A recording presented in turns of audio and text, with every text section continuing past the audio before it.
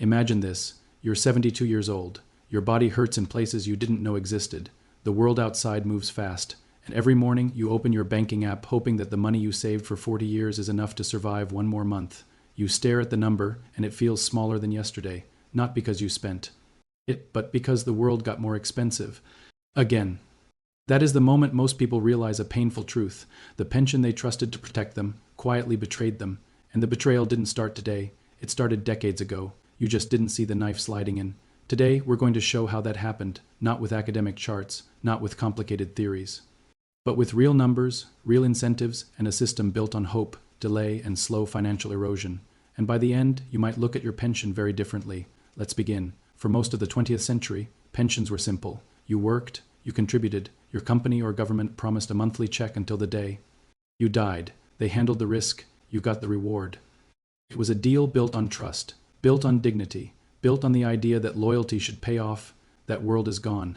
The modern pension is no longer a promise. It's a gamble. To understand why, you have to look at what changed quietly, slowly, underneath the good news headlines and cheerful retirement brochures. Step 1 in the betrayal. Demographics. When pension systems became popular in the 1940s and 1950 seconds, something magical existed. Lots of young workers, very few retirees.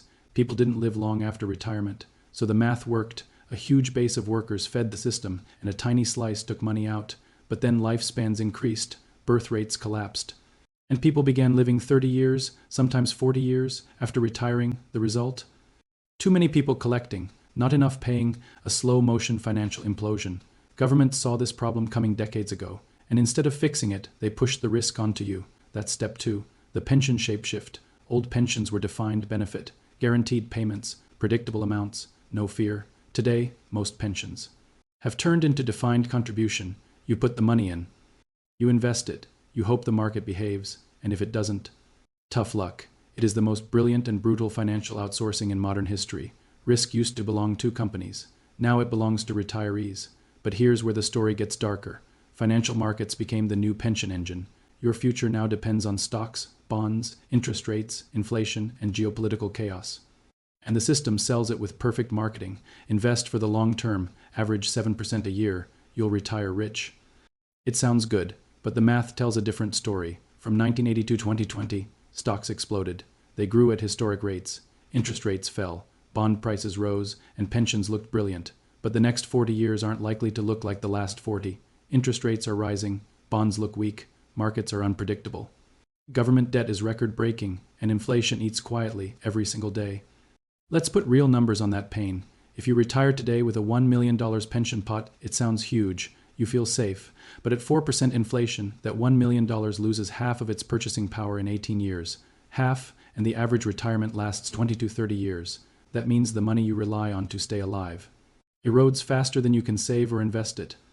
Now imagine inflation spikes to 8% for only 3 years. That alone can destroy an entire decade of pension growth, and it already has. From 2020 to 2024, global retirees lost massive purchasing power. Food, rent, healthcare, electricity, everything they need rose faster than pensions adjusted. This is where the betrayal becomes visible. Because the system doesn't care if retirees can buy groceries. It only cares if pension funds survive mathematically on paper. There is another layer: fees. Most pensions are managed by professional funds, and these funds charge fees that compound against you every year. Maybe you've heard the argument, just 1% fee doesn't matter. But over 30 years, that 1% can consume almost 1/3 of all gains in your account. Think about that, a third of your future. Gone to management, and managers get paid whether you retire comfortably or retire broke. They face zero downside. This is not a personal attack, it's structural design. Remember the demographic crisis? There are fewer workers paying into public pensions. So governments borrow to fill the gap. Borrowing creates debt. Debt creates interest payments. Interest payments drain budgets. The result? Pension sustainability becomes a political balancing act, not a mathematical guarantee. Do you know how many countries today face pension insolvency threats? The United States, the United Kingdom, France, Japan, China, Spain, Italy. And these aren't small risks. They're trillion-dollar ticking clocks. One more uncomfortable detail. Most pensions assume future investment returns around 6 to 8%. But historically, when interest rates rise and debt levels explode, returns collapse. If future returns average 2 to 3% instead, pension math falls apart completely. Now, let's Add a layer even fewer people talk about: longevity. Every year, medical science pushes the human lifespan forward. By 2050, there will be twice as many people older than 80 as there are today. That sounds wonderful. Living longer is a miracle, but financially, it's a catastrophe. If you retire at 65 and live until 95, your pension must last 3 decades longer than your entire career, and the system was never designed for that. The betrayal gets even sharper when we look at inflation manipulation. Governments use a measurement called CPI to adjust pensions, but CPI excludes major costs or weights them strangely: housing, healthcare, insurance. These rise faster than CPI suggests. So when you see headlines claiming inflation is 3%, real people feel 10. Retirees living on pensions feel 18. This is why so many people reach old age embarrassed by how little their pension buys. They blame themselves. I should have saved more. I should have worked longer. But the truth is simple. The system is built to underperform. It needs inflation to erase debt. It needs growth assumptions to look optimistic on spreadsheets. And it needs you to trust that everything will be okay. Because if you stop believing, the entire pension structure collapses.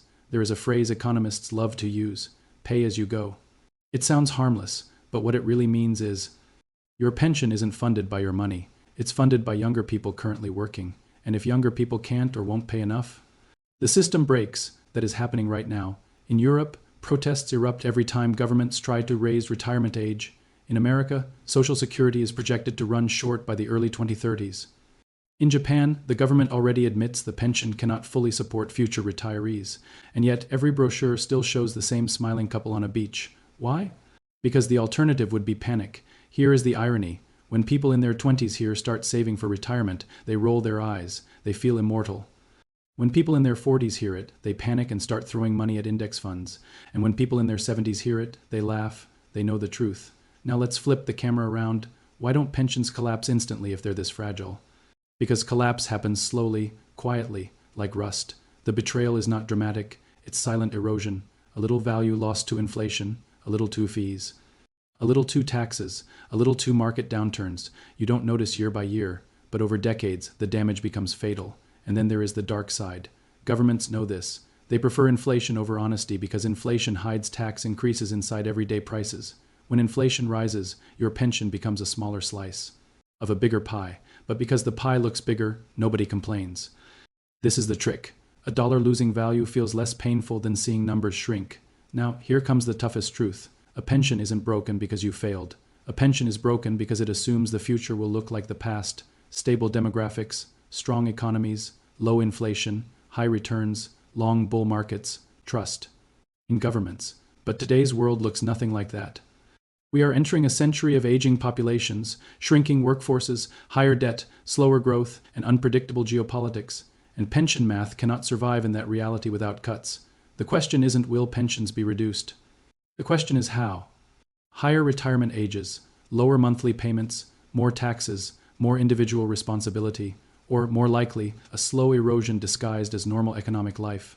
The system will not admit failure. It will quietly let inflation do the job. Here is the final twist. The pension betrayal isn't just financial. It's psychological. You spend your most productive years believing you're building security, structure, future comfort. And then one day you discover you were building a hope machine, one powered not by guarantees, but by probability and politics. So where does this leave us? Should you panic? No. Should you ignore the problem? Definitely not. The truth sits somewhere colder. The pension era you imagine, the one your parents lived, no longer exists, and the new pension era hasn't been honestly explained yet. We are living in the transition, and transitions feel like betrayal. But before we end, ask yourself this: if people continue living longer, if birth rates keep falling, if governments drown in debt, if inflation becomes permanent, if markets no longer deliver historic returns, what happens to a system that needs all 5 of those things to behave perfectly? Does it survive? Does it mutate into something else? Or does it slowly crumble while everyone pretends nothing is wrong? That is the unanswered question hanging over the future of retirement, not just for you, but for every generation coming after, because pensions were built to protect you, but in the world we're moving into, they might be the very thing that leaves you unprotected. And maybe, when historians look back at this century, they'll say, the betrayal wasn't that pensions failed. The betrayal was that everyone believed they never could fade out.